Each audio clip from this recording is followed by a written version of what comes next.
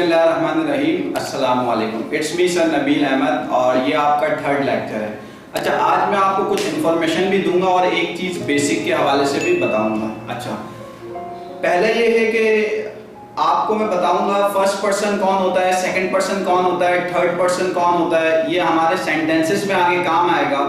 और नंबर 2, हमें मुश्किलात क्या आती हैं इंग्लिश सीखने में और क्यों आती हैं ये मैं बताऊंगा। नंबर 3, हमारा जो कॉन्सेप्ट बना हुआ है था, थी, थे, गा, गी, गे, चुका, चुकी, चुके, वो कॉन्सेप्ट गलत है, ये भी मैं आपको बताऊंगा। ठीक है, वन बाय वन हम स्टार्ट करते हैं। सबसे पहले मैं आपको बताऊं फर्स्ट पर्सन कौन होता है, सेकंड पर्सन कौन होता है, थर्ड पर्सन कौन होता है। चले आए देखते हैं। देखें, फर्स्ट पर्सन, द पर्सन और पीपल स्पीकिंग, कोई शख्स बात कर रहा हो, एक हो या एक से ज्यादा हो, जो बात कर रहा हो वो होता है फर्स्ट पर्सन, जैसे कि आई और वी।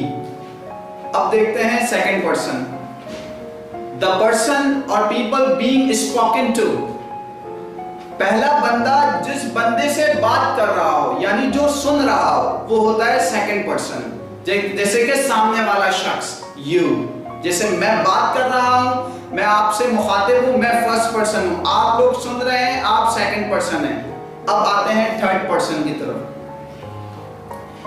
द पर्सन और पीपल बीइंग स्पोकन अबाउट, पहला पर्सन दूसरे पर्सन से बात कर रहा है, किसी तीसरे शख्स की या किसी तीसरे चीज की, वो होता है थर्ड पर्सन।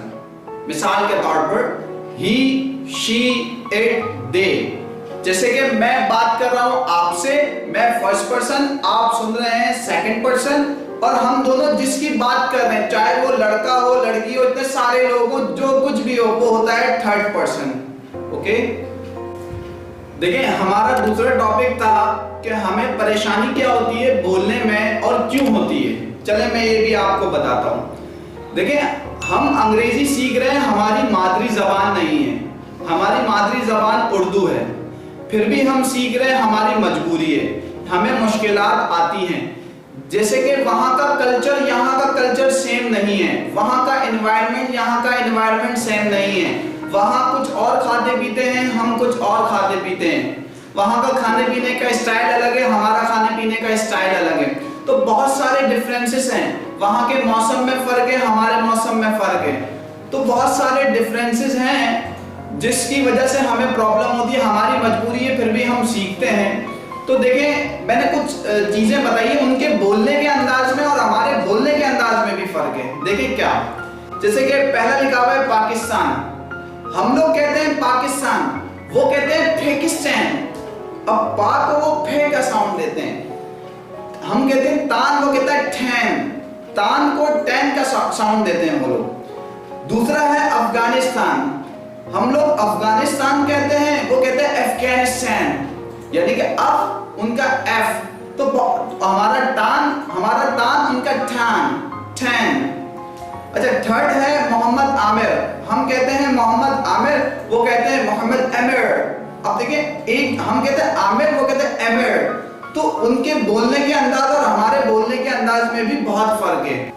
मैंने सोचा हर एक चीज तो आपको बताने से रहा, लेकिन कुछ 3 चीजें आपको बता दूं, 3 वर्ड लिखकर बता दूं, जिससे आपको और बेहतर तौर पर समझ में आ सके।